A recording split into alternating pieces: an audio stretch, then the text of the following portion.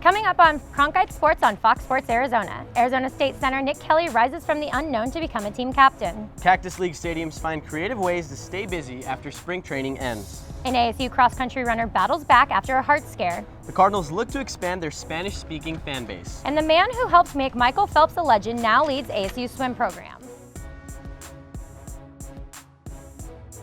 Welcome to Cronkite Sports on Fox Sports Arizona. I'm Rebecca Wynn. And I'm Mauricio Casillas. Thanks for joining us. As student journalists at ASU's Walter Cronkite School of Journalism and Mass Communication, we're looking to bring you guys unique stories with an Arizona connection. Now this includes high school, the collegiate level, and of course, the professional level. Kicking off the show, Nick Kelly has become an essential part of ASU's offensive line, but just a few years ago, he didn't even have one Division I offer. I caught up with him and others who know him about his journey to success at ASU. He just doesn't let what's bothering him affect how he plays. He just pushes through it and just, I would say perseverance really sums him up. Arizona State starting center Nick Kelly entered this season on the Remington Award watch list for the best center in the nation. He's named a Sun Devils co-captain and has received high praise from his teammates. But just 5 years ago, Kelly never imagined any of this would be possible. Coming out of high school, I thought I was never going to play college football. I thought I was never going to go past high school football. You know, in our recruiting culture now, a lot is placed on how many stars you have, you know, and then here's a guy who had no stars. I mean, he basically literally was not recruited, had one Division II offer. Kelly was recruited by Humboldt State, a small Division II college in Northern California, and while it was his only offer out of high school, he decided to turn it down. I was training at American River College with the O-line coach there, and he had this program called Maroon Games, and he said I was really good. He's like, I could go better than Humboldt and all this. I was like, and I started believing that myself, started slowly yeah, I can do this. So I called up Humboldt, I decommitted. It was a hard phone call, but it was worth it, and people thought I was stupid for giving up free money, free education at the time, and they thought, oh man, he's making the wrong decision. He needs to stay with the scholarship, but I knew in my gut that I was making the right decision. Kelly believed that he could do bigger and better things, but that doesn't mean the decision to turn down a full scholarship was easy on him or on his mom, who he lived with in Sacramento. It was hard at the time because I was living downtown with my mom in a one-bedroom house, but it was good times, good memories and stuff. And I loved living with my mom. I loved just having the camaraderie there, and she really helped me through a lot. After just a few games at American River College, Kelly caught the eye of a few D1 schools, including ASU, who flew him out for a visit and offered him that very day. Because they offered me, and I said, let me fly back and tell my parents and talk with them. He's like, all right. So I flew back to Sacramento, told my mom I got offered by Arizona State. I was like, I really like it, Mom. I think I'm going to commit. And she just starts bawling and starts crying. I was so happy. It was just such a relief, just knowing that she's not going to have to pay for any of my schooling. After officially signing with ASU, his worries about the financial aspects of college were behind him and allowed Kelly to continue to believe in himself and set his focus on improving with the help of the Sun Devils coaching staff. Gave it my all every game. I knew I had the talent. I knew that I understood the offense. I understood what I needed to do fundamentally and just got it done. And I feel like over the progress of these last 3 years, I've improved tremendously with the help of Coach Thompson. He's done a real good job with that. He plays whether he's hurt, whether he's healthy, it doesn't matter. He plays hard. Guys see that and they rally around that. Kelly has now started in 17 consecutive games for Arizona State, going from doubting himself at the high school level to preparing for a successful season with ASU that could potentially land him in the NFL, a transformation that surprises even him when he looks back on it. High school, yeah, I didn't, like I said, didn't think I was gonna play at all, let alone the NFL. I was like, man, I'm 6'2". These guys are monsters. These guys are huge, and everybody kept telling me I could do it. If I really wanted it, I could do it. You have the talent. I'm like, I didn't believe them until I started getting offers, until I decided to believe them, and they were right, and they proved me wrong. But I'm happy they proved me wrong.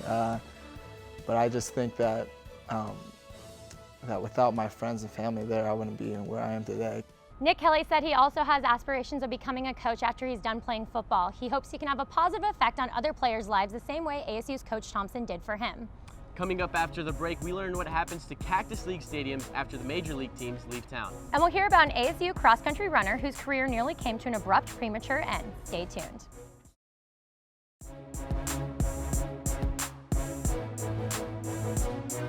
Welcome back to Cronkite Sports on Fox Sports Arizona.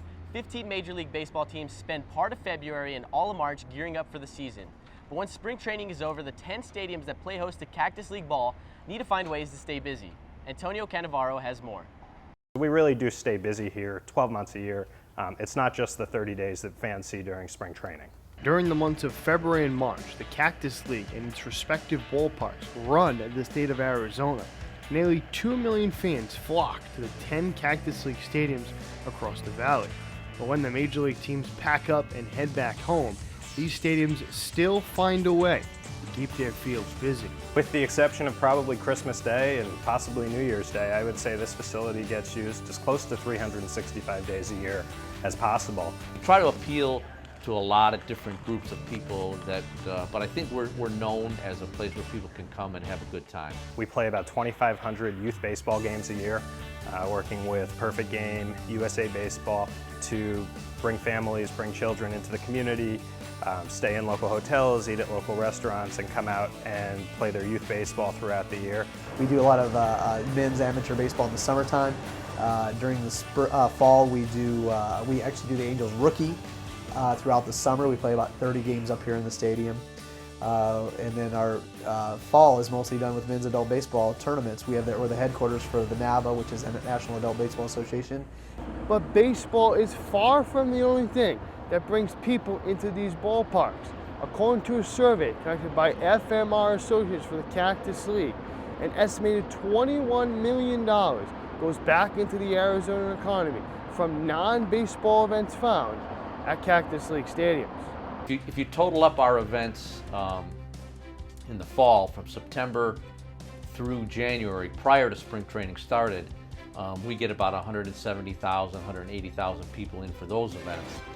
Those are more than a lot of teams get for spring training. Salt River Fields is known for hosting award-winning events, including a taco festival, concerts, and running races, such as the Hot Chocolate Run. However, Salt River Fields is not the only ballpark that has these types of events. We hosted the Warrior Dash in April, had over 7,500 participants on site. We host one of the West Coast's largest dog shows here every January with over 2,000 dogs and 5,000 owners. And the facility continues to host a myriad of other events. Relay for Life is a good community event. We have a Down syndrome walk. It's a very good community event. We have a congenital heart walk. Those are good community events. But we also want to do revenue events as well. I mean, we have RV shows or car shows, stuff like that. The $21 million economic impact from these non-baseball events is only a fraction of the $809 million FMR estimates that the Cactus League contributed to Arizona's economy in 2015. However, it still provides significant benefits for the stadiums and their respective surrounding areas. The facility is getting used, and with that use comes economic spending in the market, comes hotel nights, comes restaurants, comes new people coming into Phoenix and spending dollars here. The goal of this facility was to have a positive impact on Arizona's economy, on the West Valley's economy, and Glendale's economy specifically, and it's absolutely doing just that. Salt River Fields and Camelback Ranch will be very busy with baseball over the next couple of weeks. The two stadiums are among 5 Valley venues hosting some of Major League Baseball's best prospects in the Arizona Fall League, which runs through November. In Tempe, Antonio Cannavaro, Cronkite Sports. In addition to Salt River Fields and Camelback Ranch, Scottsdale Stadium, Sloan Park in Mesa, and the Peoria Sports Complex will play host to Arizona Fall League games through November. Coming up on Cronkite Sports on Fox Sports Arizona, ASU makes a big splash with their new swimming coach, who has a rich Olympic pedigree. And the Arizona Cardinals work to engage more Spanish-speaking fans. All this and more following the break.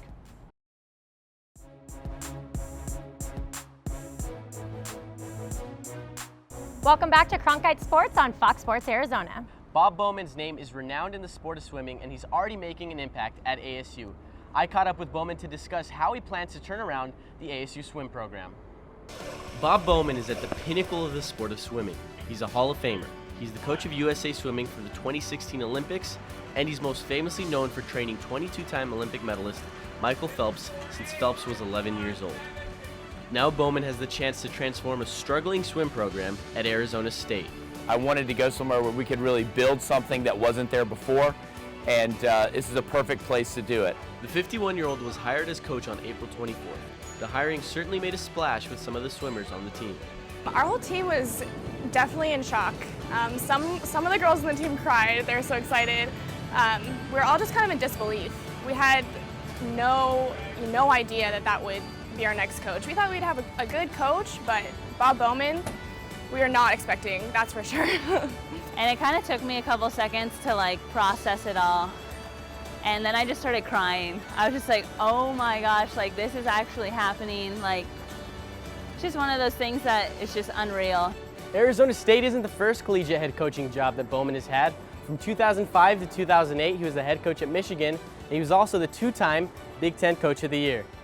I think in general what I like about the college athletes is they have to be more focused because they have to go to school and they have to train. And I think managing their time, learning how to do that, maintaining a certain level of excellence in the classroom and in the pool is a big part of their education. I think it's very important. Bowman is 5 months into the job, but the swimmers have already noticed an immediate impact. The coaching staff really cares about how we are as people and students, not just as athletes. So there's definitely been a culture change. We're all here because we all realize we have the opportunity of a lifetime and we want to take advantage of it. So it's definitely like positive vibes around the team. I really never had a coach that is so into what he's doing and so like there for us, you know, like he's here to make all of us better. Now that Bowman is at ASU, several of the Olympians that he coaches are now training in Tempe. Members of the team admit that it's still a little surreal to see Michael Phelps walking around the facility and training with them. It was hard to get used to because, you know, we have the national swimmers like Michael Phelps and all those guys come in after us, and we kind of see them like watching our practice, and it hits us that he's like the Olympic coach, but he's also coaching us. So it's a cool experience, you know. We want to look at him as more of our coach and not be too intimidated by the fact that he is the Olympic coach, but at the same time, it's just awesome to have. Bowman will be spending his summer in Brazil with USA Swimming, but his swimmers know that all of his attention is with them right now. He is at the pinnacle of our sport, and I think we all realize that there's really something special there, and we're part of something that not everyone gets a chance to be a part of. So I think we're all just trying to make the most of it, you know. A lot of us are really blessed to be in this situation. Bowman admits that there's still a lot of work to be done to turn the program around. It'll take us several years to be where we really want to be. We'll need a couple good recruiting classes, but I'm very pleased with what we have to start with, and the interest from recruits has been really tremendous. So from that standpoint, I think we're looking good, and I think our future's bright. Bowman is under contract for 5 years and says he's in it for the long haul. In his legendary career, Bob Bowman has coached swimmers to 43 world records and 50 American records, and Michael Phelps, under his guidance, won 18 Olympic gold medals. Now, Becca, it's been really interesting to see how that swim program has embraced Bowman's philosophy, and there's just an excitement now surrounding those guys. And while Bowman may be new, one ASU athlete is just happy to be back. There comes a time in every athlete's career when there's bumps in the road. How you push through them can define your character. Johnny Soto caught up with Arizona State cross-country runner on his path to never giving up. Coming out of high school, 3-time state cross-country champion Bernie Montoya was one of the most heavily recruited runners the state of Arizona had seen. He decided to stay close to home and become a Sun Devil. However, during his sophomore year, Montoya's running career looked to be gone forever. All I remember, I got up really quick and then I was out. And I was trying to wake up, and I woke up and I looked at my friend, hey, what just happened, you know? And he told me, well, you were shaking and you just blacked out. Following that incident, Montoya had been told to visit the Mayo Clinic in Scottsdale for an MRI. It showed that I had a scar tissue in my heart. And the EKG, or the echo, it was a measurement of the hearts, showed that I had a pretty enlarged heart, and with the scar tissue and the pass out and the abnormal EKGs, everything was diagnosed. They initially diagnosed me with hypertrophic. Hypertrophic cardiomyopathy, or HCM, is a disease in which the walls of the heart become abnormally thick and make it harder for the heart to pump blood. With that condition, that was pretty much the end of my running career, that I couldn't run anymore, and I would have to install a defibrillator in me just to prevent future heart attack, because I was at a high risk of cardiac arrest. Before any final decisions were made, Bernie's family encouraged him to get a second opinion at Phoenix Children's Hospital. the MRI actually came back okay. So initially what happened with Mayo Clinic, it was just a technical error in the MRI that showed scar tissue, because all the other tests showed that over time it showed that I had athletic heart. The symptoms of athletic heart are similar to that of HCM. It is a non-fatal condition that can affect athletes in which the heart enlarges and the muscle walls become slightly thicker. This causes decreased heart function. Montoya was shut down from all physical activity for 6 months so that doctors could monitor his heart and make sure he had nothing more serious than an enlarged heart. And all of a sudden you're telling me to kind of sit down and relax and, and not do anything. I was like, well, that's all I've known. I mean, exercise has always been my life. I've always gone out and do stuff. It takes a pretty strong person to go through that and to come out on the other end where he's at. I think, certainly faced with an opportunity, I think, to not do this ever again. I think that was really tough. And then, on June 29th, Bernie was cleared by both his doctors at the Mayo Clinic in Scottsdale and Phoenix Children's Hospital to lace up once again and run with his teammates. It's just you're back. You're just back at it. You're back in your routine again. Obviously it's a greater appreciation for what I initially almost had lost, and it's back again. As for Montoya's teammates, they're pleased to see Bernie back, healthy, and on the track. We're glad to have Bernie out here. I'm glad that he can run with us again. He really changes the team. He really makes it fun for me too every day. Yeah, he really inspires me as a person, just the way he treats his business, the way he comes out here, and just the great person that he is. Being able to get back to his passion and teammates has gotten Montoya back on track with his daily life.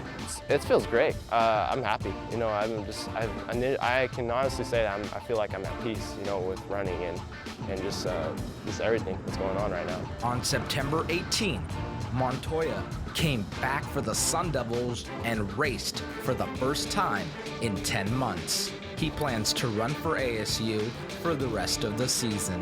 In Tempe, for Cronkite Sports, I'm Johnny Soto. Coming up after the break, the Cardinals reach into Mexico to draw in more fans.